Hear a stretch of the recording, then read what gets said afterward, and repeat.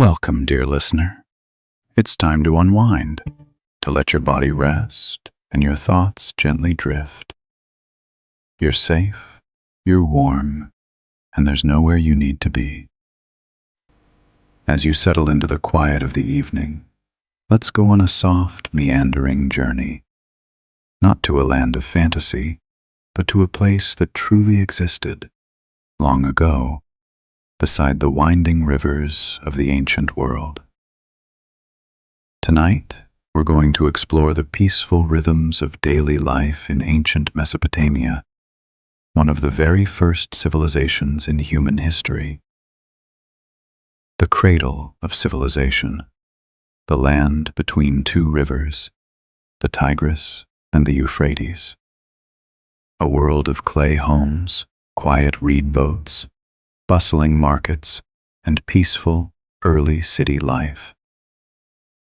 Let your mind grow quiet, and let's begin. Imagine the soft, pale light of dawn spilling over the mud brick rooftops of a small Mesopotamian city. Perhaps we're in Ur, or maybe Eridu. It doesn't matter. The day begins slowly here. The wind is gentle, carrying with it the scent of baked earth and distant reeds. A family stirs inside their modest home, built from sun-dried clay. The house is cool and dim, with smooth walls and woven mats lining the floor. Outside, the city remains hushed. Only the quiet bleating of goats and the coo of doves break the silence. A woman lights a small clay stove, using kindling made from dry reeds. The soft crackle of fire blends with the faint rustle of linen garments as her children rise. There's no rush. The day will be warm, long, and full of little tasks: grinding grain, shaping pottery, tending to the garden. It's a peaceful kind of life, one where the hours flow like the nearby river. As the sun rises higher, the streets grow livelier, but never noisy. The marketplace opens, a dusty plaza shaded with cloth awnings and bustling with quiet purpose. Merchants arrange dates, barley, clay pots, and woven baskets. There is no shouting here, just soft voices haggling gently, friends greeting each other with nods. Children help carry bundles or watch donkeys being led through the narrow lanes. A scribe sits near the temple, marking tallies in clay with a reed stylus, recording a trade of wool for copper. Nearby, a gardener tends to a small plot beside the canal. Irrigation channels bubble softly as he waters rows of onions and beans, murmuring to himself as he works. The city breathes slowly and calmly. By midday, the sun is high. Most return indoors to rest as homes are built to stay cool in the heat. Inside, a woman grinds grain with a stone mortar, the rhythmic scraping forming a quiet lullaby. Her mother is spinning wool, hands moving slowly, methodically. A pot simmers gently over the stove, perhaps lentils with herbs, and flatbread baking nearby.